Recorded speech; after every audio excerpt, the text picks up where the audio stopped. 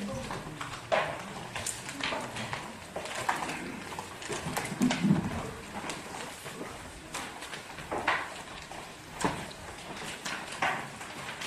안녕하세요. 여섯 번째 벌써 시간이군요. 오늘 이 시간 포함해서 한 시간 더 하면 마칠 수 있을 것 같습니다. 자, 장례를 좀 정돈하시고요. 마지막 두 번 남은 이 말씀을 통해서 오늘은 특별히 실제적인 부분들, 그리고 지난 시간까지 저희가 살펴보았던 내용들을 토대로 해서 우리의 삶이 삶에서 어떻게 실천할 수 있을 것인가에 관한 그런 실천적인 부분들을 함께 살펴보는 시간을 갖겠습니다.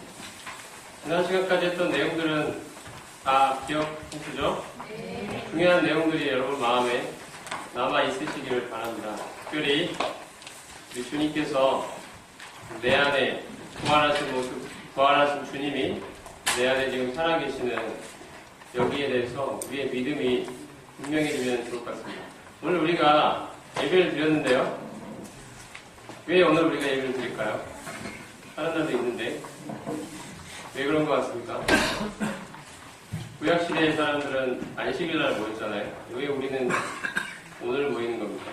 우리가 주일이라고 부르는 날에 왜 그럴까요, 여러분? 오늘이 주님이 부활하신 날이기 때문이죠. 여러분, 부활하신 주님이 여러분 마음에 계십니까? 주님께서 십자가에서 죽으셨을 뿐 아니라 이제 다시 사셔서 지금도 내 안에 살아 계시다는 이 사실을 믿는 믿음 때문에 초대교회 성도들부터 주일날, 바로 안식 후 첫날 주님이 사망의 권세를, 죄의 권세를 이기시고 부활하신 그 날에 모이기 시작했던 것입니다. 오늘 아침에 저희가 주님을 기억할 수 있는 이 특권을 누리는 것도 주님의 부활이 있었기 때문이라고 생각이 됩니다.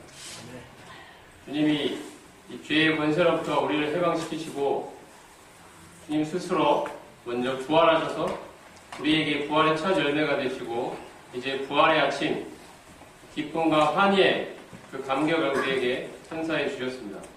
우리의 마음에 주님이 지금도 살아계십니다. 그 살아계신 주님을 모시고 우리가 어떻게 살아갈 것인지에 대한 말씀을 살펴보도록 하겠습니다. 지금까지 우리가 살펴봤던 주제들이 바로 이거였죠. 그리스도와의 연합을 통해서 어떻게 우리가 주님이 약속하신 풍성한 삶을 살 수 있을 것인가에 관한 원리적인 측면들을 어제까지 살펴본 것입니다. 특별히 이 죄와의 싸움에서 어떻게 승리할 수 있을 것인가, 우리가 어떻게 성화의 삶을 힘있고 능력있게 살아갈 수 있을 것인가에 대한 말씀들을 살펴보겠습니다. 이제 구체적이고 실천적인 측면들을 살펴보겠습니다. 첫 번째는 우리가 이 그리스도의 연합이라는 원리, 정말 주님이 이제 내 안에 살아계신다는 이 원리가 구체적인 삶의 현장에서 살아 역사하도록 하기 위해서 무엇보다 선행되어야 할 가장 중요한 부분이 그리스도께서 내 마음에 참된 주인이 되셔야 한다는 이 사실을 다시 한번 분명하게 말씀을 드리고 싶습니다. 자, 이 말씀을 같이 읽어볼까요? 시작. 요한복음 16장입니다. 시작. 그가 와서 죄에 대하여, 의에 대하여, 심판에 대하여 세상을 책망하시리라. 죄에 대하여 그들이 나를 믿지 아니하며. 주님께서 성령을 보내주겠다고 하시면서 성령이 이 세상에 와서 하실 일에 대해서 이렇게 이야기했습니다.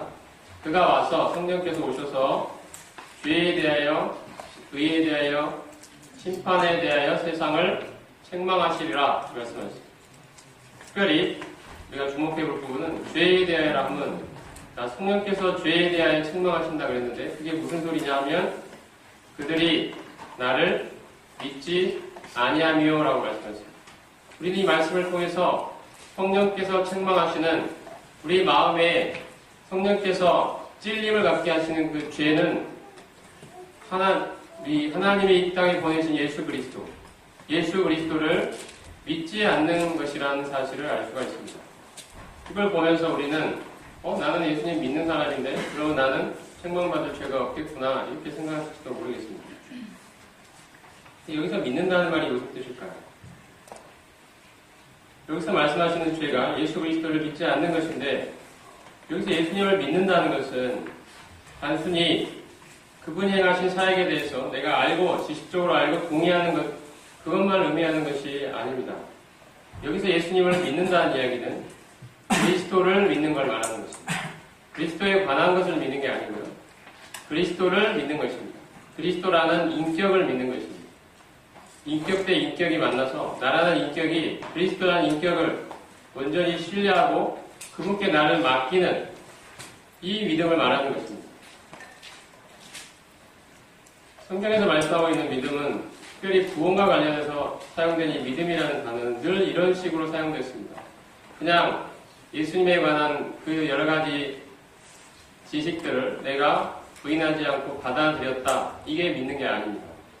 예수님을 믿는다는 것은 그러한 일들을 이루신 그리스도를 믿는 것입니다. 그분을 신뢰하고 인격적으로 그분께 나를 의탁드리는 것입니다. 그분께 맡기는 것입니다. 내 인생을 그분께 참으로 맡기고 헌신하고 있지 않다면 우리는 사실은 예수 그리스도를 믿는 게 아닙니다. 성령께서 그 죄를 책망하신다고 하셨고요. 우리로 하여금 그 죄를 회개하라고 말씀하고 계십니다. 우리가 회개해야 될 가장 중요하고 근본적인 죄는 예수 그리스도를 믿지 않는 죄입니다. 나의 인생을 그분께 온전히 의탁드리고 있지 못하는 내 인생의 주권을 부활하신 그 영광의 그리스도 앞에 내어놓지 못하고 있는 이 모습을 성령께서 책망하고 지적하시고 깨닫게 하시고 깨우치시는 사실입니다. 이 죄를 회개하라고 말씀하시는 것입니다. 우리의 삶에서 이 그리스도의 연합이라는 원리를 통해서 정말 하나님이 약속하신 풍성한 삶을 살기 위해서는 매일 먼저 이 부분이 명확해져야 합니다. 내가 주인이냐 그리스도가 주인이시냐 이 문제에 있어서 명확해져야 합니다. 양다리를 거치고 중간에서 경계선에서 왔다 갔다 해서는 안 됩니다. 온전히 내 삶의 주권을 내 삶의 결정권을 부활하신 그리스도의 발 앞에 내어드려야 된다는 것입니다. 그분이 진정 내 삶의 주인이 되셔야 합니다. 내가 그분께 나의 인생을 통째로 맡길 수 있어야 합니다. 이야기를 하나 해드리겠습니다. 사진이 하나 있는데요. 뭐 하는 거 같습니까, 여러분? 외줄을 타고 있죠? 장대를 하나 들고 사람을 얻고. 자, 이 사진은 1859년 6월 30일 있었던 그 사진입니다. 찰스 블론딘이라는 사람이 있었는데요. 이 나이아가라 폭포 위에, 여러분 나이아가라 폭포 아시죠? 미국과 캐나다 사이에 있는 그 오데오 큰 호수, 거기에 떨어지는 거대한 세계적인 폭포가 나이아가라 폭포인데, 지금 나이아가라 폭포 위로 줄을 하나 걸어놓고 그 위로 장대 하나 들고 걸어다니고 있는 사람의 이름이 찰스 블론딘. 이 사람이 워낙 유명한 사람이었습니다. 왜냐하면 이 위에서 갖가지 묘기를 부렸거든요. 굉장히 유명한 사람이었습니다. 눈을 가리고 줄을 타기도 하고요. 눈을 가리고 줄을 타고 그 성길 낭떠러지 그 위에 줄을 하나 걸어놓고 손수레를 밀고 타기도 하고 자전거를 타고 건너가기도 하고 그 외줄 중앙에 앉아서 그 오믈렛을 먹기도 했다고 합니다. 온갖 묘기를 거기서 다 보였습니다. 사람들이 열광했습니다. 밧줄 타기의 달인이다. 요새 치면 달인입니다. 밧줄 타기의 달인이다 유명해졌는데요. 어느 날, 자, 이 사람이, 자, 모든 고개가 끝나고 갑자기 사람들을 향해서 이렇게 물었습니다. 여러분은 제가 사람을 등에 업고 이 폭포를 건너갈 수 있다고 믿습니까? 라고 물었습니다. 그랬더니 관중들이 들은 게 있으니까 또 내가 본 게 있으니까 이 사람은 할 수 있을 거야 생각해서 믿습니다 라고 외쳤습니다. 관중들이 믿습니다 하면서 큰 소리로 외쳤습니다. 자, 그때 이제 이 찰스 블론딘이 했던 말이 그 사람들을 향해서, 자, 그렇다면 내 등에 엎혀서 가실 분은 손 들어 주십시오라고 했습니다. 갑자기 장내가 조용해지고 사람들이 눈을 내려 깔기 시작했습니다. 혹시 눈을 마주쳤다가 나오라 할까봐 눈을 깔고 다른 데를 쳐다보면서 조용해졌죠. 아무도 나오지 않았습니다. 그 일순간에 정적이 이렇게 흐른 후에 저 뒤에서 어떤 사람 한 사람이 딱 손을 들고 나왔습니다. 자, 그가 이제 찰스 블론딘의 등에 엎였는데요. 그의 이름은 해리 콜포드라는 그의 어렸을 적 우리 소꿉친구라고 하죠. 소꿉친구였습니다. 아주 어릴 때부터 그를 잘 알고 함께 친구로 지내었던 한 사람이 나온 것입니다. 그가 그의 등에 엎였고 이 찰스 블론딘은 이제 그를 업고 나이아가라 폭포 위를 막대기 하나를 의지하여 건너고 있는 그 사진입니다. 그가 성공을 했을까요, 여러분? 네. 성공을 안 했다면 사진이 찍혀있을 리가 없겠죠. 성공했기 때문에 찍혀있겠죠. 성공했습니다. 여러분 생각해 보시기 바랍니다. 자, 믿는다고 외쳤던 사람들은 정말 믿은 것입니까, 여러분? 그 사람들은 스스로 믿는다고 생각했을지도 모르겠습니다. 그가 얼마나 놀라운 일들을 그동안 했는지 익히 여러 신문을 통해서 여러 사람들의 이야기를 통해 들었기 때문에 그 사람 정도의 실력이면 할 수 있어 이런 생각을 했겠죠. 나도 믿어. 그가 사람을 등에 업고 건널 수 있을 것이라고 나는 믿어.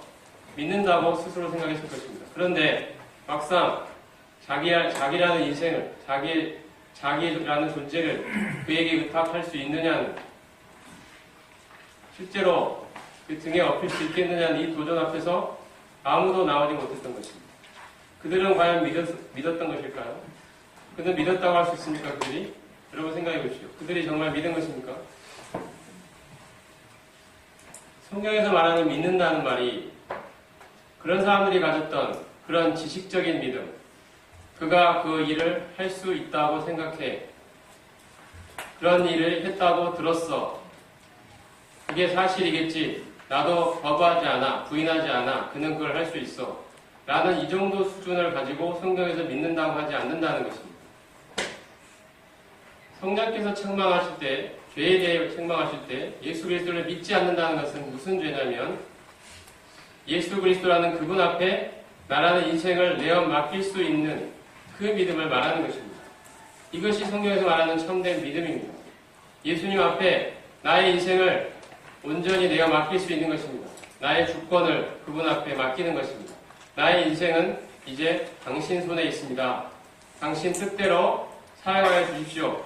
이게 저의 영광이고 저의 기쁨이고 저의 행복이고 저의 만족입니다. 주님, 저를 위해 십자가에서 죽으시고 자신의 모든 것을 내어주시고 이제 영광 가운데 부활하셔서 만물의 창조주임을 나타내신 그 예수 그리스도 당신 앞에 내 인생을 맡깁니다. 내 인생을 드립니다. 이것이 예수님을 믿는 것입니다. 이것이 성경에서 말하는 믿음입니다. 이렇게 믿는 자에게 영원한 하늘나라가 약속이 되어 있는 것입니다. 주님이 그 안에 함께 하신다고 약속하시는 것입니다.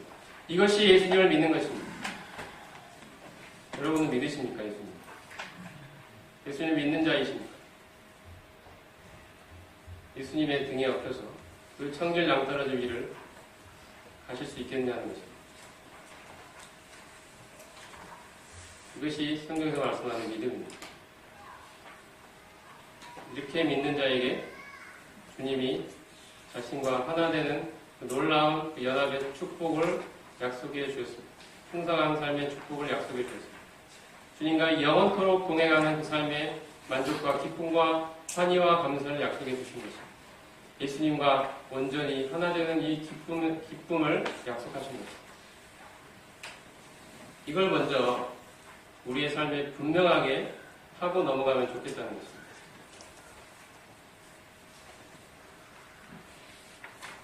그 다음에 두 번째가 있습니다. 두 번째.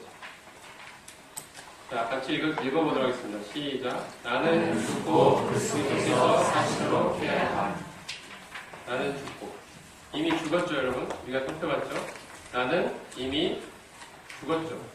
내가 주인 노릇하며 살던 내 꿈을 이루고 내가 원하는 내 인생을 살고 싶었던 내 뜻대로 내 만족을 위해 살고 싶었던 나를 높이고 내가 인정받고 싶었던 그 옛사람으로서의 나, 그 나는 그리스도와 함께 십자가에 못 박혀 죽었다는 사실을 내가 이제 믿음으로 받아들이고 실제 그런 일이 생길 때 여러분 살다 보면 그런 일이 생기잖아요. 자존심 상하는 일들 많이 생기잖아요. 내가 남한테 막 이렇게 당한다고 생각할 때 억울한 일을 겪는다고 생각할 때 내 자존심 막 짓밟는 상황이 생길 때 화가 나고 열받잖아요. 들이받고 싶을 때 있잖아요. 이게 지금 자존심이 내 안에서 작동을 하고 있는 거거든요. 네가 나를 무시해? 너도 한번 당해봐라. 이런 마음이 우리 안에 있지 않습니까? 네가 뭔데 나를 무시해? 이런 게 있죠. 이런 상황들이 닥칠 때 어떻게 해야 되냐는 것입니다. 정말 그리스도와 함께 죽은 자라면 어떻게 해야 할까요? 죽은 자가 어떻게 하냐는 것입니다. 옛날에 4세기에 아주 오래전 일인데 이집트에 어떤 성경을 잘 가르치는 성경 교사가 있었습니다. 그 사람에게 이제 젊은 제자들이 와서 물었습니다. 선생님, 성경에서 우리가 죽었다고 하는데 우리가 예수 그리스도를 믿을 때 그분과 함께 죽었다고 하는데 도대체 죽었다는 말이 무슨 뜻인가요? 우리가 실제적으로 잘 이해가 안 됩니다. 무슨 뜻인지 좀 설명을 해주시겠습니까? 이렇게 질문을 했습니다. 그랬더니 이분이 잠깐 생각하시더니 얼마 전에 우리 교회에서 얼마 전에 소천하신 성도가 있지 않았느냐. 그러니까 맞습니다. 누가 죽었었죠. 이렇게 이야기를 합니다. 자, 그러면 그가 묻혀있는 무덤에 한번 가서 그 무덤을 향해서 그가 살아있을 때 얼마나 우리에게 참 큰 그 고민과 그 사람이 우리에게 얼마나 큰 짐이 됐던 그런 사람인지를 막 욕을 실컷 해주고 오라고 이야기를 했습니다.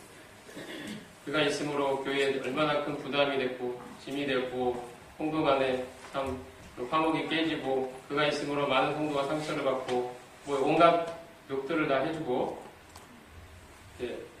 잘 돌아가신 것 같습니다. 이러면서 욕을 막 해주고 맞죠? 그러니까 그 스승이 물었습니다. 자, 내가 시킨 대로 했냐? 했더니 예, 했습니다. 자, 그렇다면 그가 뭐라고 대답하든 했습니다. 그랬더니 그들이 뭐라고 했을까요? 그 제자들이 선생님, 그가 무슨 말을 합니까? 그는 죽었는데요. 시체가 무슨 말을 하냔 말입니다. 그는 아무 말도 하지 않았습니다. 이렇게 대답했습니다. 좋다. 그러면 한 번 더 가서 그 무덤을 향해서 이제는 반대로 이야기를 해주라. 그가 있으므로 얼마나 우리에게 위로가 되는지, 그가 있으므로 얼마나 우리가 큰 힘을 얻었는지, 그가 있으므로 우리 교회가 얼마나 우리들 성도들 사이가 얼마나 좋았었는지를, 그가 우리에게 얼마나 축복이었는지를, 그가 그 일을 향하여 온갖 축복을, 온갖 그 감사의 말을 다 해주고 와라. 그를 칭찬해주고 와라. 그렇게 이야기를 했습니다. 가서 시키는 대로 열심히 무덤을 향해서 당신이 있으므로 우리가 얼마나 행복했는지 막 좋은 이야기를 막 해주고 왔습니다. 자, 또 물었죠. 자, 그가 뭐라고 대답하든 라고 물었습니다. 뭐라고 했겠습니까? 선생님, 그는 죽었다니까요. 자꾸 왜 물으십니까? 그는 죽었는데 무슨 말을 합니까? 우리가 그렇게 많은 이야기를 해줬는데도 아무 말도 하지 않았습니다. 죽었다니까요. 이렇게 대답을 했습니다. 그랬더니 스승님이 하신 말씀이 죽었다는 것은 바로 그와 같은 것이다. 이렇게 이야기를 했다고. 그제서야 그 제자들이 그 말씀의 의미를 깨달았다고 합니다. 그런 이야기가, 그래서 이런 이야기가 기억이 나는데, 여러분, 우리가 살아가면서 하나님께서 우리에게 여러 상황들, 여러 사람들을 겪게 하시고, 여러 상황들을 주시고, 때로는 내가 참 감당하기 힘든 일들이 생깁니다.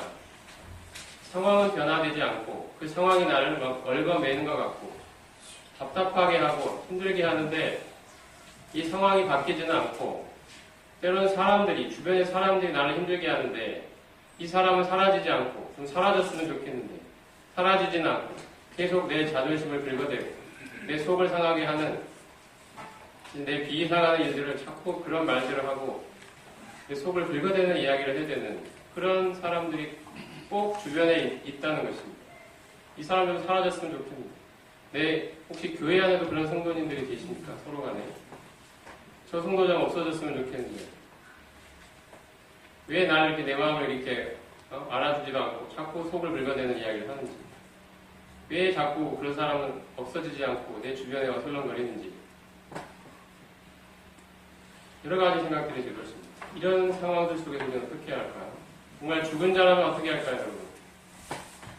죽은 자가 자존심 내세우겠습니까? 십자가에 못 박혀 죽은 자라고 고백하는 자가 누가 나를 무시한다고 처박겠냐는 것입니다. 속에 잠깐 사람이니까 잠깐 분이 날 수는 있겠죠. 이거는 사람이니까 가능한 이야기입니다. 하지만 그 분을 계속 품고 있어서는 안 된다는 거죠. 죽은 자가 어떻게 그와 같이 할 수 있겠습니까? 자, 갈라디아 2장 20절 말씀 같이 읽어보겠습니다. 시작.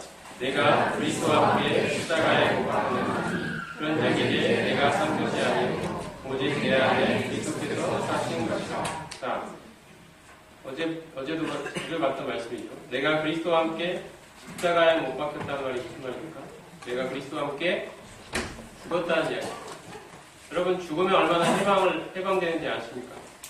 죽으면 얼마나 자유로워지는지 아십니까?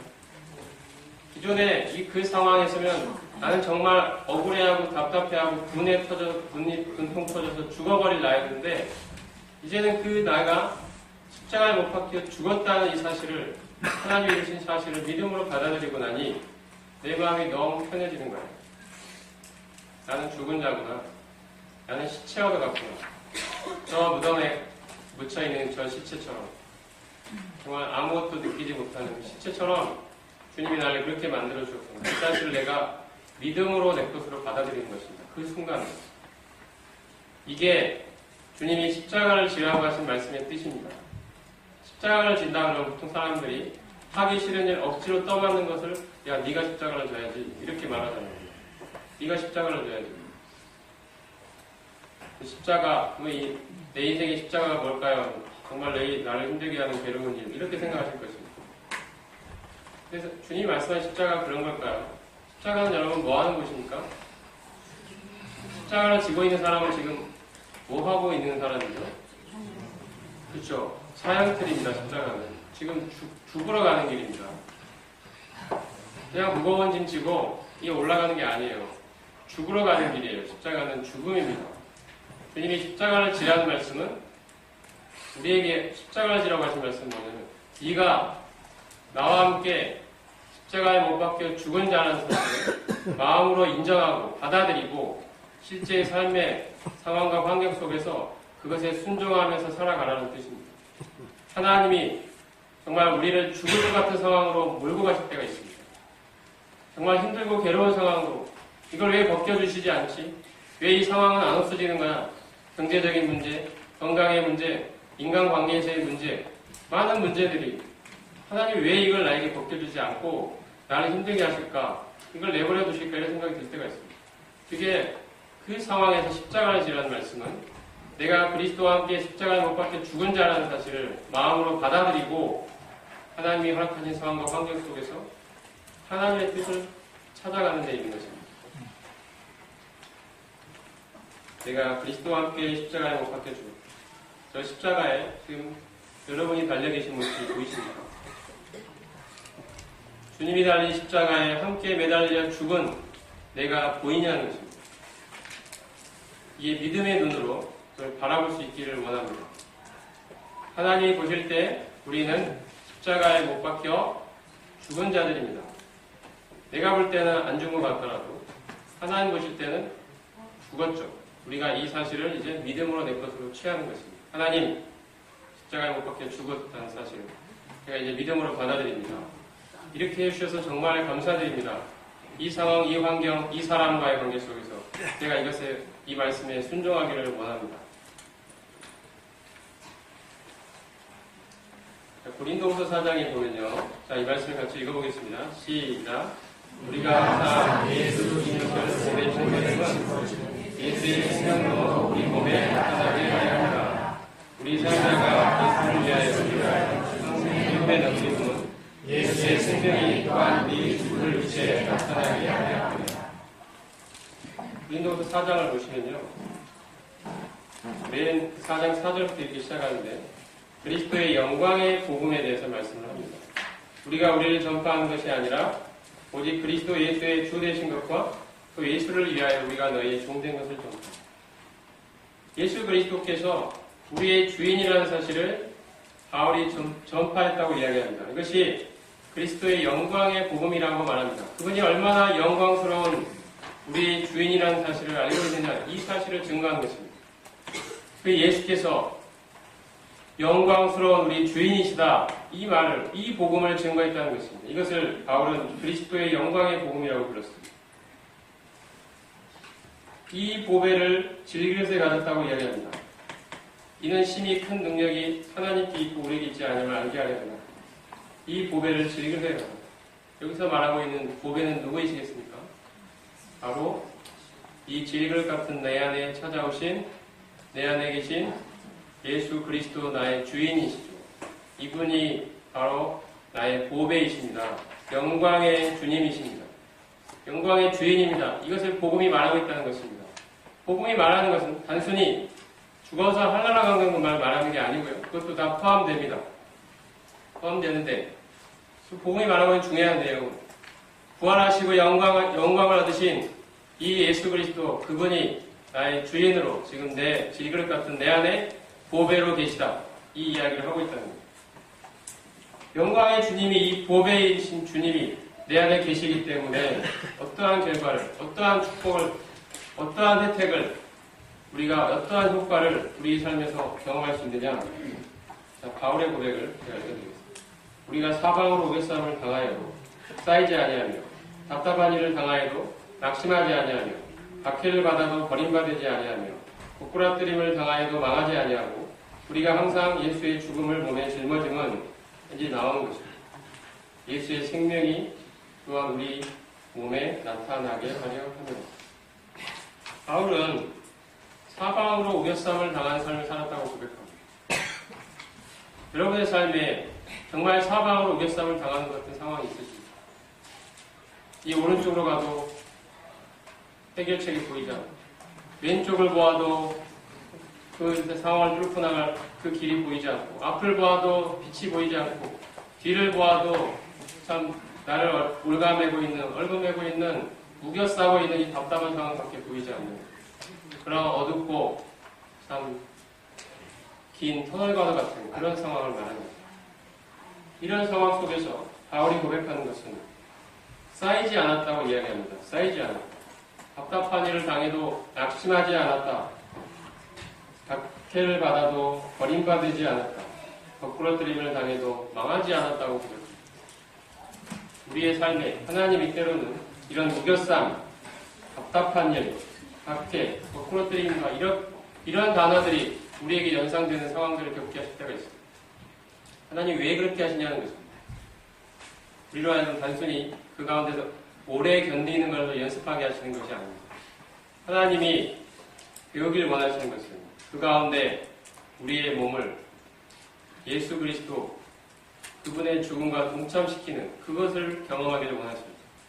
예수 그리스도의 십자가에 참여하는 삶을 하나님이 경험하게 하신다는 것입니다. 내가 죽은 자라는 사실을 믿음으로, 아멘으로 받아들이고 그것에 순종하며 살아가는 삶을 하나님이 경험하기를 원하시는 것입니다. 아, 나는 죽은 자이구나. 이것에 내가 믿음으로 화합하며 내 자신을 드릴 때 이것을 우리를 예수를 위하여 죽음에 넘겼다고 고백하는 말하는 그 종류의 삶입니다. 예수님을 닮아가도록 하는 것이 하나님의 목적이라고 말씀드렸죠. 그건 실제적으로 어떻게 이루어질까요? 그것이 우리의 실제의 삶에서 바로 이와 같은 상황을 통해 이루어지는 것입니다. 예수의 생명이 내 안에 나타나서 이 생명이 나에게 역사해서 그리스도를 닮은 그 생명이 나를 통해 나타나는 이 하나님을 닮는 이 모습이 나타나려면 어떤 일이 있어야 되냐면 그 전에 바로 우리가 우리 자신을 죽음에 넘기는 일들이 있어야 된다는 거죠. 죽어야 부활할 수 있죠. 죽음을 통과해야 부활의 영광에 동참할 수 있습니다. 죽음을 통과해야 이 부활의 생명이 내 안에서 역사할 수 있게 되는 것입니다. 우리는 그런데 죽지 않으려고 발버둥을 칩니다. 하나님이 우리에게 죽을 것 같은 상황으로 우리를 몰고 가시는데 우리는 죽지 않으려고 살려고 발버둥을 칩니다. 내 자존심 챙기려고 발버둥을 칩니다. 어떻게든 살아보려고. 나는 이런 취급을, 이런 경우를 당할 사람이 아니야. 내가 어떤 사람인데 이런 걸 겪어. 이건 나에게 합당한 상황이 아니야. 나는 이런 상황을 겪을 사람이 아니야. 라고 하나님께 항변하고 불만하고 어떻게든 살아보려고 내 자존심 세우려고 다시 남에게 공격을 가하고 이 상황 속에서 남을 원망하고 하나님을 원망하고 하는 일들을 계속해 가는 거죠. 이것은 살려고 발버둥 치는 거예요. 하나님이 그럴수록 계속해서 우리 안에서 계속해서 우리의 상황과 환경을 계속해서 하나님이 계속 쥐어짜시죠. 우리한테 항복을 받아들이죠. 하나님, 저는 정말 죽은 자입니다. 십자가에 못 박혀 죽은 자입니다. 제 자존심을 위해 살아왔던 나는 죽은 것입니다. 저는 얼마나 하나님 앞에 무능력하고 부패하고 타락한 육신을 가진 존재인지 모릅니다. 하나님. 제가 이것을 고백합니다. 저는 정말 아무것도 아닙니다. 어떠한 취급을 받더라도 저는 아무 말할 자격이 없는 사람입니다. 이러한 질그릇 같은 나 안에 이제 예수 그리스도 보배이신 분이 이러한 고백 속에서 이 보배이신 분이 이제 역사하시는 것입니다. 내가 내 삶을 쥐어잡고 틀어잡고 내가 주인 노릇하려고 내가 내 영광을 챙겨보려고 발버둥치며 살아가는 삶 속에서 주님이 역사하실 수 없습니다. 내가 내 자신을 죽음에 내어줄 때 내가 십자가에 못 박혀 죽은 자라는 사실을 믿음으로 취하고 순종하며 나를 들여나갈 때 주의 생명이 내 안에 계신 보배이신 주님이 역사하신다는 것입니다. 성도를 도저히 내 힘으로 용서할 수 없었는데 주님이 이제 용서하게 하시는 것을 경험한다는 것입니다. 성도를 사랑해낼 수 없었는데 주님이 나로 하여금 그 성도를 사랑하게 만드는 이 생명의 역사를 경험하게 해주신다는 것입니다. 내가 내 자신을 십자가의 죽음에 넘겨줄 때 일어나는 일입니다. 사도 바울은 이것을 경험하며 살아갔습니다. 하나님이 나를 왜 이 죽음의 상황에 몰고 가시는지 그 의미를 이해했던 것입니다. 그것을 통해서 내가 나를 십자가의 죽음에 내어줄 때 예수의 생명, 그 살아계신 내 안에 살아계신 예수 그리스도의 생명이 이제 나를 통해 나타나고 나로 말미암아 다른 사람이 유익을 얻고 나로 말미암아 다른 사람이 예수 그리스도의 형상을 발견하는 이것을 이뤄내시기 위하여 하나님이 내 삶을 이렇게 다뤄가시는구나. 이것을 깨닫고 하는 고백입니다. 고린도후서의 고백. 내 안에 보배이신 예수 그리스도, 그분의 생명입니다. 이 생명은 죽음을 통해 역사합니다. 우리의 삶에 왜 예수님을 닮은 그 열매가 맺히지 않을까요? 왜 예수님의 닮은 인격이 형성이 되지 않을까요? 그것은 우리가 우리 자신을 죽음에 내어주고 있지 않기 때문입니다. 우리가 이것을 한다면 분명히 예수의 생명이 역사할 것입니다. 이것을 통해서 주님의 형상을 담도록 하시려는 하나님의 목표가 실제적으로 이루어지는 것입니다. 우리 성도들 사이에 사랑하면서 부부 사이에 부모와 자녀 사이에 여러 가지 자존심이 부딪히는 자아끼리 부딪히는 육신끼리 부딪히는 그러한 상황들이 생길 때마다 내 자존심이 밟히는 것 같은 상황이 생길 때마다 내가 무시당하는 상황이 생길 때마다 내가 오해받는 것 같은 상황이 생길 때마다 내가 제대로 된 대접 못 받는 것 같은 그 억울함이 느껴질 때마다 내가 십자가에 못 박혀 죽은 자라는 사실을 내가 믿음으로 내 것으로 취하고 예수 그리스도께서 가셨던 십자가의 길을 나도 동참하고 있다는 이 영광 앞에서 오히려 감사하고 그분께 나를 내 자신을 죽음에 넘겨줄 때 이제 드디어 예수님의 생명이 내 안에 역사하기 시작합니다. 내가 나를 이길 수 있게 되는 것입니다. 자아로부터 노연하게 됩니다. 예수님을 닮은 그 온유하심과 그 인자하심과 그분의 사랑이 내 안에 이제 열매로 나타난다는 것입니다. 이것을 경험해보라고 지금 바울이 말하는 거죠.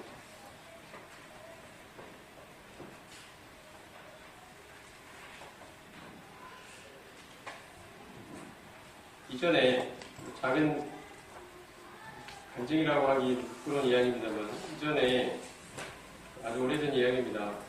어떤 젊은 시절에 저도 좀 못난 것이 많았던 그 시절에 저희 형제님이 저희 어떤 행동에 대해서 오해하시고 거의 강대상에 올라왔을 때 이제 저기 제가 앉아 있었는데 저희 실명을 거론하시면서 공격하신 적이 있었어요.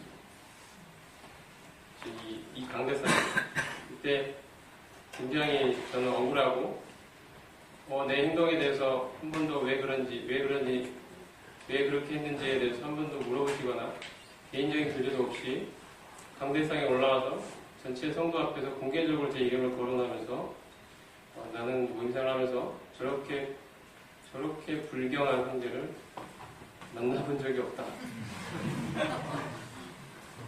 그런 이야기를 들으니까 여러분이라면 어떠시겠어요? 우리가 이제 그때 말로 피가 거꾸로 솟는 것 같아요. 그런 마음이 순간적으로 들었죠. 저렇게 생각이 드시면 개인적으로 나한테 교제를 하실지 성도들 앞에서 저렇게까지 하셔야 됐나? 그리고 내 행동이 그런 의미를 갖는지 좀 알아보시고 아직 이렇게 오해하시고 나서 저렇게 성도들 앞에서 공개적으로 망신을 드시면 어떡하란 소리냐, 이런 그런 억울함이 생겼죠. 형제님을 향한 분노도 느껴지고 그런 상황 속에서 조금 시간이 흘렀는데 주님이 그 생각을 주시더라고요. 주님이 가장 억울했을 사람이 주님 아니겠습니까? 아무 죄가 없으신데 죄인 취급받고 수령을 당하시고 주님이 지금 십자가의 길로 나를 부르고 계시는구나, 이런 생각이 들었습니다. 이 십자가에 동참하기를 원하고 계시는구나. 내가 죽은 자인데, 십자가에 못 박혀 죽은 자인데 이 억울해하고 분해하는 나는 무엇인가, 이 생각이 들었습니다. 주님 앞에 다시 고백하고, 주님, 제가 죽은 자임을 고백합니다. 이제 제가 어떻게 해야 할까요? 주님이 그 형제님께 사과하라고, 용서를 구하라고 말씀하셨어요. 그래서 오늘 저녁 때 형제님께 전화를 드리면서, 형제님, 제가 그런 행동으로 형제님께 마음에 심려를 끼쳐드려서 정말 죄송합니다. 제가 앞으로 다시는 그러지 않겠습니다. 이렇게 전화로 사과를 드렸죠. 용서를 구했습니다. 그때 제 마음에는 울음이 있었습니다. 어떤 울음이었냐면요, 정말 내가 뭐길래 정말 주님의 십자가의 의미가 무엇인지에 대해서 이렇게 경험할 수 있는 기회를 주시는지, 그 10만 분의 1도 안 되는 그런 느낌이겠지만 정말 그 주님의 십자가에 동참하게 해주시는 그 특권을 주신 거 아닙니까?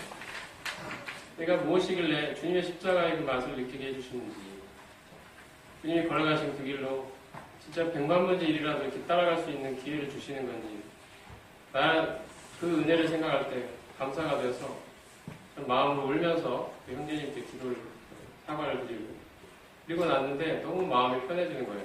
너무 감사하고.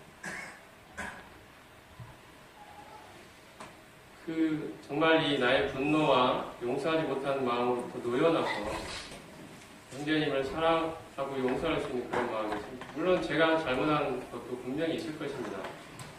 이러한 것들이 그것들을 경험을 하게 됐죠. 그래서 주님의 십자가에 참여한다는 것은 이런 것이구나, 이런 그거를 경험한 적이 있습니다.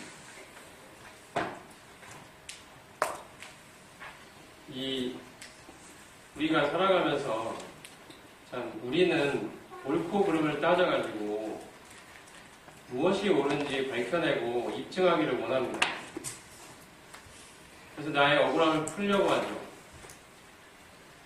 근데 주님은 그 길을 걸어가지 그렇게 살지 않으셨습니다. 가장 억울했을 주님은 옳고 그름을 따져서 자기의 옳음을 입증해내지 않으셨습니다. 주님은 십자가를 지셨습니다. 이것이 주님이 오늘도 우리에게 부르고 계신 종류의 삶입니다. 십자가로 우리를 부르십니다. 자기가 부인되는 고백입니다. 내가 십자가에 못 박혀 죽은 자라는 사실을 마음에 시인하고 인정하고 그 일에 나를 드리는, 죽음에 넘겨주는 그 삶을 살도록 우리를 부르고 계십니다. 왜냐하면 그 십자가를 통과할 때 예수님의 생명이, 그분의 아름다운 형상이, 그분의 아름다운 성품이 이제 나에게 나타나기 때문입니다. 이것이 하나님의 원리입니다. 십자가를 통과해야 부활의 능력, 부활의 생명에 참여할 수 있기 때문입니다. 이러한 일들이 우리의 삶에도 분명히 있을 것입니다. 주님께서 이렇게 역사해 주시기를 소원합니다. 나는 매일의 삶에서 나는 죽고 주님께서 내 안에 사시는 삶을 살고 있는가? 이 질문을 해보는 것입니다. 자, 그래서 바울이 이렇게 고백하죠. 또한 모든 것을 때로 여김은 내 주 그리스도 예수를 아는 지식이 가장 고상함을 인함이라. 이렇게 이야기하면서 그 다음 말씀 같이 읽어볼까요? 시작. 내가 그리스도와 부활의 권능과 그 고난의 참여함을 위하여 그의 죽으심을 본받아 자세히 죽은 자가 어디서 부활에 이르렀느냐. 바울은 부활의 영광에 동참하기를 원했습니다. 부활의 생명에 동참하기를 원했습니다. 그 생명이 나에게 역사하는 삶을 경험하고 싶었습니다. 그 역동적인 생명, 그 살아 역사하는 그 생명을, 그 부활의 생명을, 부활의 능력을, 부활의 본능을 경험하며 살기를 원했습니다. 이것이 그의 인생의 참 소원이었습니다. 그가 이 삶을 향하여 나아갔습니다. 빌립보서는 그 고백을 하고 있습니다. 내 삶을 움직였던 소원이 무엇인지 아느냐? 바로 그분의 부활의 권능에 참여하는 것이다. 그 부활의 권능이 내 삶에 역사하는 것이다. 근데 그 부활의 권능에 참여하려면 바울은 먼저 그 고난에 참여함이 필요하다는 사실을 알고 있었습니다. 그의 죽으심을 본받는 것이 필요하다는 사실을 알고 있었습니다. 그래서 이렇게 이야기하는 것이죠.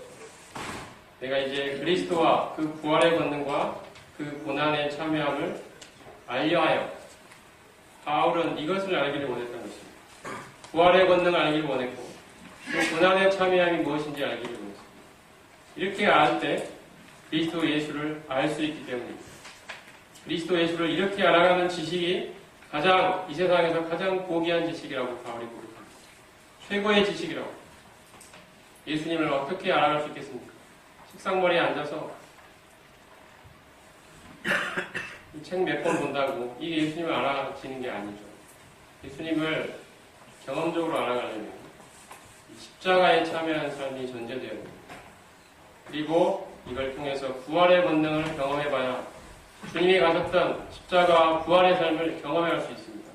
그분을 진정으로 알게 된다는 뜻입니다. 그분이 가셨던 길을 알 수 있고요. 그분이 통과하셨던 십자가와 그 부활의 영광을 알게 된다는 것입니다. 이것이 주님을 아는 것입니다. 바울이 이것을 하기를 원했습니다. 예수 그리스도의 죽으심을 본받아 그분의 죽으심에 동참하기를 원했고 그를 통하여 그의 부활의 권능에 동참하기를 원했습니다. 이게 바울의 소원이었습니다. 그의 인생의 목표였습니다. 주님, 제가 이것을 알기를 원합니다. 제가 주님을 알고 싶습니다. 주님을 정말 알고 싶습니다.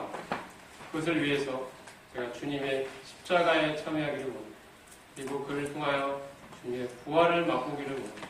주님, 제 삶에 이것을 이루어주십시오. 이 표대를 향하여 바울이 나아갔다고 이야기합니다. 이것이 내 삶의 상급이라고 이야기했습니다. 십자가와 부활에 참여하는 삶, 이를 통하여 그리스도 예수를 아는 그 삶을 바울은 추구하며 열망하며 갈망하며 하루하루 순간순간을 살아갔던 것입니다. 하나님이 나의 삶에서 십자가에 참여하기를 원하십니다. 그것을 위해서 우리 여러 상황과 환경, 만나는 사람들을 하나님이 지금 역사하고 계십니다. 하나님 닮은 사람 만들어내려고. 처음에 제가 그 말씀드렸죠. 우리는 위대한 조각가의 손에 들려있는 바로 그 나무 조각가와 같습니다. 이제 우리에게 삐죽삐죽 솟아나와 있는 이 육신의 이런 모습들을 하나님이 깎아내시고 하나님이 여러 상황과 여러 사람들을 보내셔서 그것을 깎아내는 작업들을 하고 계십니다. 그때는 우리 아프지만, 깎임을 받을 때 아프지만 우리가 이 고난의 참여함을 통해 이 부활의 권능을 느껴갈 때, 경험해갈 때 하나님의 이 손에서, 이 위대하신 하나님의 손 안에서 우리는 아름다운 조각품으로 빚어져 갈 것입니다. 바울이 이 삶을 열망하고 소원했습니다. 주님의 형상을 담기, 그분을 더욱 알기를, 우리에게도 이러한 소망을 주님이 주시기를 소원합니다. 자, 이제 한 부분 더 하고 오늘 첫 시간 마치려고 하는데, 자, 죄의 유혹이 올 때 내가 죄에 대해 죽었음을 믿음으로 선포하자는 것입니다. 여러분, 죄의 유혹을 많이 느끼시죠? 어떻게 해야 할까요? 죄의 유혹이 올 때. 우리가 지금까지 살펴본 대로 내가 죄에 대해 죽었다는 사실, 죄가 더 이상 나를 지배하거나 다스리거나 통치할 권리를 상실했다는 사실을, 내가 죄에 대해 죽은 시체와 같다는 사실을 믿음으로 선포하자는 것입니다. 이것이 여러분 실제로 효과가 있습니다. 죄의 유혹이 올 때 내가 죄에 대해 죽었다는 사실을 죄를 향하여 선포하는 것입니다. 자, 퀴즈를 하나 드릴게요. 여러분, 이날이 어떤 날인 것 같습니까? 어떤 날인 것 같습니까? 광복절? 광복절이 언제죠? 몇 년? 45년? 48년? 45년인가요? 예, 180에 맞습니다. 180. 그때 계셨나봐요. 네, 안타깝지만 틀렸습니다. 45년 8월 15일 날 찍힌 사진이 아니고요. 45년 8월 16일 날 찍힌. 여러분, 우리 생각할 때 광복절날 8월 15일 날 사람들이 만세 부르고 뛰쳐나온 것 같죠? 실제 역사를 보면 그 다음 날 나왔습니다. 왜인지 아십니까? 8월 15일 날 정오에 일본 천황이 떨리는 목소리로 일본어로 항복선언을 했습니다. 연합군 앞에서. 그 라디오 방송이 이 경성 시내에 울려 퍼졌어요. 근데 안타깝게도 이 경성 시내에는 라디오가 많지 않았어요. 그리고 그 이야기를 들었던 사람들도 도저히 자기 귀에 들린 그 말을 믿을 수가 없었습니다. 지금까지 30몇 년이 넘도록 이 나라와 이 땅을 다스리고 지배해온 그 일본 제국이 무너져서 패망해서 그 머리인 천황이 떨리는 목소리로 내가 연합군에게 항복한다고 말하는 이 목소리를 도저히 오늘 아침까지만 해도 일본군의 총칼 앞에 굴복하며 살았던 이 사람들은 도저히 믿을 수가 없었던 것입니다. 그래서 자기 귀를 의심했어요. 라디오 숫자도 많지 않았을 뿐더러 지방에는 그 라디오조차도 별로 없던 시절입니다. 사람들이요, 그날은 숨죽이며 보냈습니다. 도저히 믿을 수가 없었어요. 괜히 만세 부르며 뛰쳐나왔다가 잘못되기라도 하면 큰일 나잖아요. 이럴 수가 없었어요. 근데 그 다음 날이 되니까, 자, 이 사진은 서대문 형무소 앞에서 찍힌 사진입니다. 그 감옥에 갇혀있던 독립투사들이 이제 풀려나게 됩니다. 그 독립투사들이 풀려나는 그 8월 16일 날, 그날 이 사진 찍힌 것입니다. 그때야 사람들이 비로소 이제야 믿기 시작했습니다. 아, 사실이구나. 어제 우리가 들었던 이야기가 사실이었구나. 일본군이 물러가는 모습을 보면서, 그 감옥문이 열리고 그 안에 갇혀있던 사람들이 풀려나는 모습을 보면서, 그제서야 사람들이 비로소 목 놓아 대한독립 만세를 외치기 시작합니다. 이게 바로 8월 16일 날 그런 일이 있었습니다. 제가 이걸 왜 보여드리냐면, 어제도 말씀드렸지만 하나님이 우리를 이미 해방시켰다고 선언하셨죠. 죄에 대해 죽은 자가 됐다고. 근데 우리는 마음에 믿지 않을 수 있습니다. 그런 일은 있을 수 없어요. 내 삶을 보면 그게 아닌데, 그게 어찌 사실이야? 지금도 저 죄는 나에게 주인 노릇하며 나를 끌어당기고 있는데, 내가 끌려가고 있는데 일본군의 총칼이 아직도 서슬 시퍼렇게 저렇게 버티고 있는데 우리가 해방받았다고? 그건 사실이 아닐 거야. 이렇게 하는 순간, 이렇게 믿음으로 받아들이지 못하면 우리는 결코 대한독립 만세를 외칠 수 없겠죠. 일본군의 여전히 총칼 앞에 여전히 굴복하고 있을 것입니다. 근데 우리가 이 사실을 믿음으로 내 것으로 딱 받아들이는 순간 우리에겐 이 해방은 실제가 되는 것입니다. 우리가 이 해방을 실제로 누리게 되는 것입니다. 경험하게 되는 것입니다. 죄를 향하여 이렇게 해보라는 것입니다. 죄의 유혹이 올 때, 너는 전에는 나의 주인이었을지 모르지만 이제 나는 더 이상 너의 종이 아니다. 나는 너의 말을 들을 필요가 없다고. 하나님의 일을 이루셨다고. 나는 너로부터 해방 받았다고 선포하라는 것입니다. 우리에게 음란한 마음, 교만한 마음, 탐욕스러운 마음, 시기와 분노와 미움 이런 것들이 찾아올 때 이렇게 해보십시오.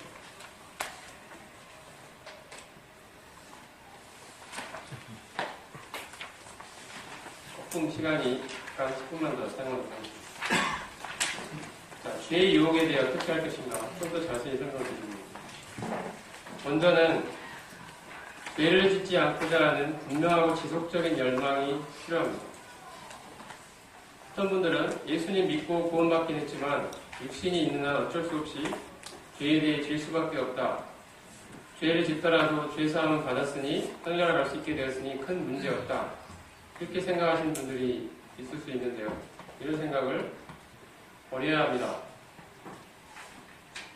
자, 요한일서를 보면 하나님이 우리가 죄를 지었을 때 자백의 은혜를 주시죠. 우리가 죄를 자백하면 저는 미쁘시고 의로우사 우리의 죄를 사해 주신다고 그 자백의 은혜를 우리에게 주셨습니다.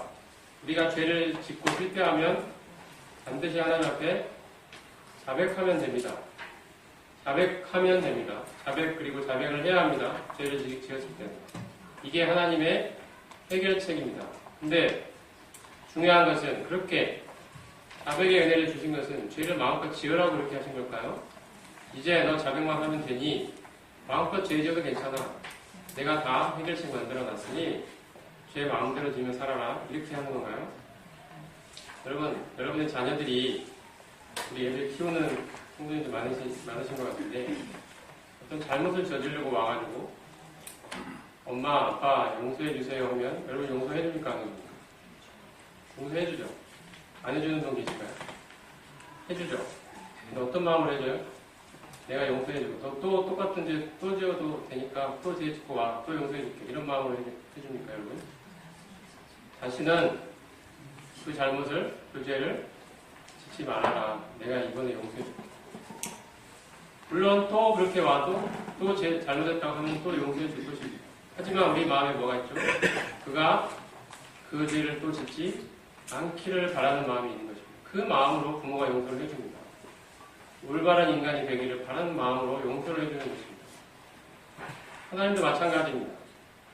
하나님이 나에게 자백의 은혜를 주셨으니 계속 죄 짓고 마음대로 살아도 상관없겠네. 이게 아니라는 것입니다. 요한일서 2장에는 자백의 은혜를 말씀하시는데 곧바로 우리가 이것을 쓴 것은 하나님 우리에게 이런 축복을 주신 것은 우리로 죄를 범하지 않도록 하기 위한 것이라고 분명하게 선언하고 있습니다. 우리가 어제 봤던 로마서 6장 1절 2절에서도 절대 그럴 수 없다고 절대 불가를 이야기했습니다. 은혜를 당하게 하라고 죄에 거하겠느냐? 그럴 수 없느니라. 우리 마음에도 이런 마음이 필요합니다. 우리는 죄 짓는 일을 결코 작게 여기서는 안 됩니다. 우리의 행실에 대해서 그리스도의 심판대 앞에 서야 한다는 사실을 기억해야 합니다. 죄 지어도 상관없겠지? 이런 안일한 마음을 버려야 한다는 것입니다. 죄를 무겁게 여길 줄 알아야 됩니다. 하나님이 그렇게 여기고 계시기 때문입니다. 하나님 우리에게 고력을 요구하십니다. 이러한 열망이 일단 우리에게 필요합니다. 죄를 짓지 않고자 하는 분명한 열망. 이 지속적인 열망이 중요하고요. 자, 그런데 이와 같이 죄에 대해 승리하는 삶이 내 힘으로 가능한 삶이 아니죠. 우리가 어제까지 계속 살펴봤던 거 아니에요. 그래서 복음은 우리가 그렇게 살 수 있도록 하나님이 우리에게 어떤 일을 해주셨는지를 말하고 있습니다.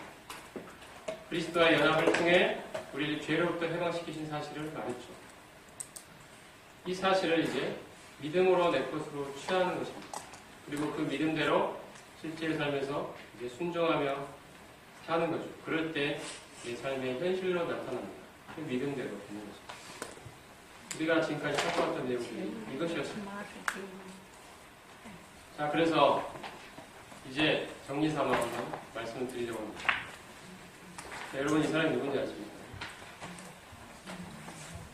아마 만나본 적이 없으시니까 모르실 거예요.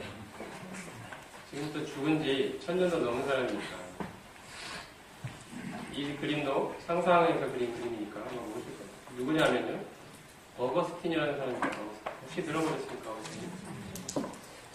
어거스틴이 굉장히 유명한 사람이죠. 젊었을 때 그 사람이 아주 방탕하게 살았습니다. 여러 여자를 이렇게 거느리고 살았습니다. 심지어 사생활을 낳기까지 했다고 합니다. 그리고 만이교라는 종교에 빠져 있었어요. 인생을 자기 마음껏 즐기며 살았어요. 근데 이 어거스틴의 옆에는 항상 그를 위해 기도하는 경건한 어머니 모니카가 있었어요. 이 모니카라는 어머니가 항상 저 죄 가운데 방탕하게 살고 있는 이 아들이 하나님께 돌아올 수 있기만을 하나님 앞에 간절하게 눈물로 기도하며 매일매일 기도했습니다. 그 기도가 응답이 돼서 드디어 어거스틴이 하나님께로 회심을 하게 됩니다. 돌아오게 됩니다. 그리고 어느 정도 시간이 흘렀을 때 어느 날 어거스틴이 길을 가는데 저 멀리서 어떤 여자가 자기에게 손짓하면서 어거스틴, 어거스틴하고 부르는 소리를 듣게 됐습니다.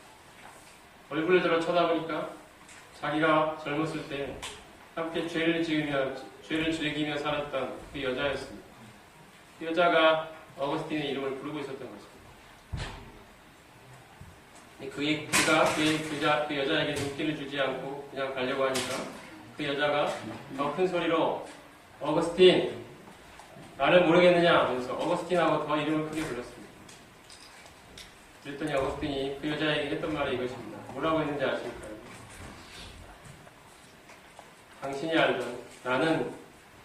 당신이 알던 그 어거스틴이 아닙니다. 그 어거스틴은 죽었습니다. 이렇게 이야기했습니다. 그리고 그 여자로부터 눈을 돌려서 자기가 가던 그 길을 걸어갔다고 합니다. 여러분, 죄가 유혹해 올 때 우리는 죄에 대하여 이렇게 말할 수 있어야 됩니다. 나는 네가 전에 알던 그 내가 옛날의 내가 아니다. 그 옛날에 나는 죽었다. 나는 죄에 대해 너에 대해 죽은 자라고. 전에 너는 나의 주인이었을지 모르지만 이제 예수 그리스도를 내가 믿음으로 말미암아 너로부터 해방받아서 이제 너에 대해 죽은 자가 됐다고. 너는 더 이상 나의 주인이 아니라고. 나는 더 이상 너의 종이 아니라고 선포하라는 것입니다. 그럴 때 이 믿음이 효과를 나타냅니다. 자, 어떤 자매님의 간증을 읽고 마치려고 하는데 자매님이 실제로 이런 간증을 해오셨습니다. 최근에 죄에 대해 죽음, 특별히 죄의 권세에 대해서 놀라운 경험을 하게 되었고 3개월 이상째 하고 있습니다. 그것은 형제님께서 말씀 중에 죄가 나를 죄짓게 할 때, 나를 죄 가운데로 끌고 가려고 할 때, 마음속에 죄 짓고자 하는 생각이 들어서 약해지려고 할 때, 그때 죄에게 선포해보라고 하셨었지요. 죄, 나는 너에 대해 죽었고 그렇기 때문에 나는 너와 상관이 없고 더 이상 너의 종이 아니다. 그러므로 나에게 죄를 짓도록 명령하지 말라.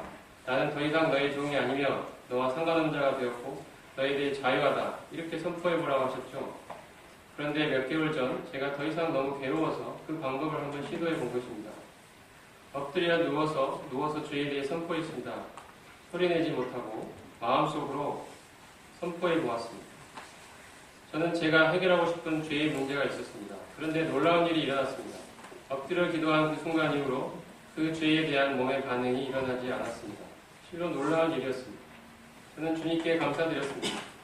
그 이후로 3, 4개월 후가 흐르고 있지만 제가 반복하고 싶지 않던 그 죄를 그날 이후로 한 번도 짓지 않게 되고 있습니다. 마음속에 살짝 한 번씩 생각이 날 때가 몇 번 있었지만 0.1초 내에 사라집니다. 물론 현재 진행형이고 고작 몇 개월밖에 되지 않았지만 그 방법이 저에게 승리를 준다는 것을 알게 되었다는 것은 저에겐 정말 놀라운 경험이며 또 힘이 되고 있습니다. 이 이야기를 알려고 싶습니다. 저는 여러분에게 우리가 완벽한 거룩, 그 죄가 절대 한 번도 일어나지 않는 그런 종류의 삶이 가능하다고 말씀드리는 것이 아닙니다. 그것은 주님 나라 갈 때 일어난 일이겠죠.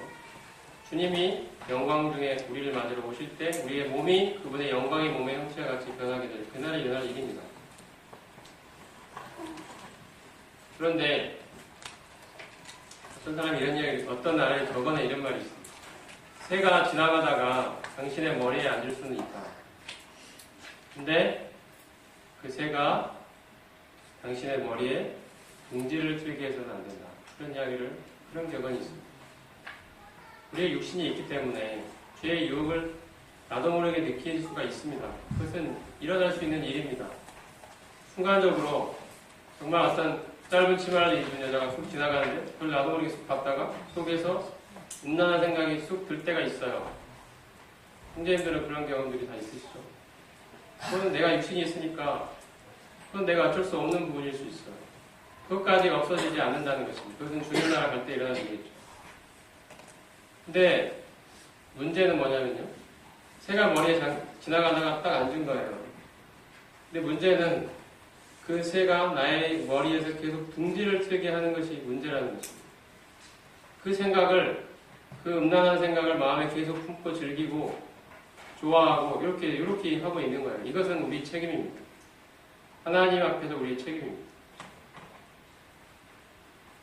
지금 이 말하고 있는 것이 그것입니다. 어떠한 내가 마음에 들지 않은 성도가 내 눈앞에 쓱 지나갈 때 그를 향하여 미워하는 마음, 내가 갖고 있던 미워하는 마음이 불쑥 찾아올 수 있어요. 그것은 육신이 있기 때문에 어쩔 수 없을 수도 있습니다. 근데 문제는 그 미워하는 마음을 내 마음에서 계속 품고 있다는 이게 문제, 이게 우리 책임입니다. 이 일에 하나님께서 지금까지 우리가 살펴봤던 이 말씀들이 실제로 작용하고 역사할 수 있습니다. 완벽한 거룩이 가능하다고 말씀드리는 게 아닙니다. 하지만 이 자매님이 간증하신 것처럼 이러한 종류의 삶이 가능하다고 말씀을 드리고 싶습니다. 실제로 이 말씀의 역사를 통해서 경험하고 있는 성도들이 있습니다. 그리고 여러분들에게도 경험해 보시라고 말씀을 드리고 싶습니다. 정말 죄에 대하여 선포해 보십시오. 나는 너에 대해 자유하다고. 너에 대해 나는 죽었다고. 너는 더 이상 나의 주인이 아니라고. 이 하나님의 말씀을 의지하여 선포해 보십시오. 분명히 믿음의 역사가 일어날 것입니다. 자, 다음 시간에 한번 하고요. 기도하고 마시고.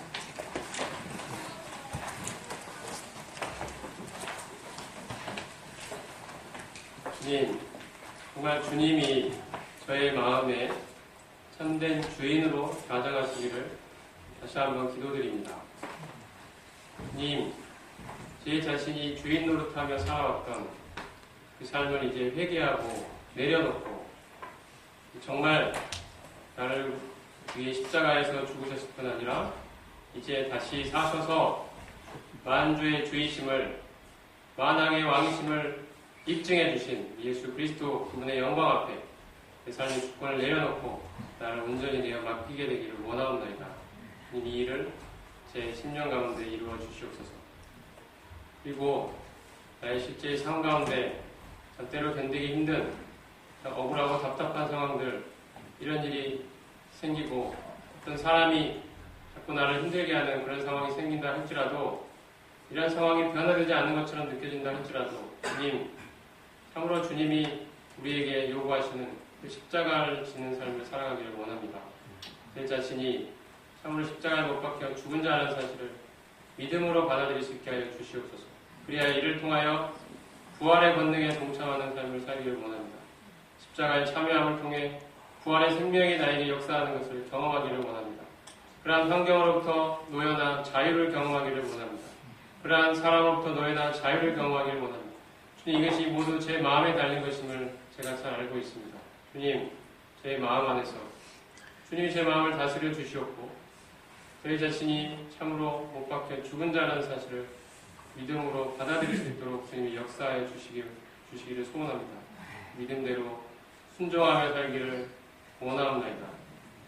그리고 이제 주의 유혹이 올 때마다 참으로 제 자신의 힘과 의지와 노력으로 싸워보려고 할 때 참 많은 실패를 경험했다는 사실을 주님 앞에 고백을 드립니다. 이제 하나님이 하신 일을 의지하여 나아가기를 원합니다. 하나님이 저를 죄에 대해 죽게 하신 이 사실을, 죄로부터 해방시키신 사실을, 이제 내가 의에 대해 살아난 자임을 주님 앞에 믿음으로 고백하고, 죄가 유혹에 올 때 저를 반복적으로 넘어뜨리는 참 그 은밀한 죄가 나를 유혹해 올 때 이 죄를 향하여 믿음으로 선포할 수 있게 되기를 원합니다. 주님, 이 일을 이루어주셔서 참으로 감사드립니다. 주님께 감사하고 주 예수 그리스도 이름으로 기도했습니다.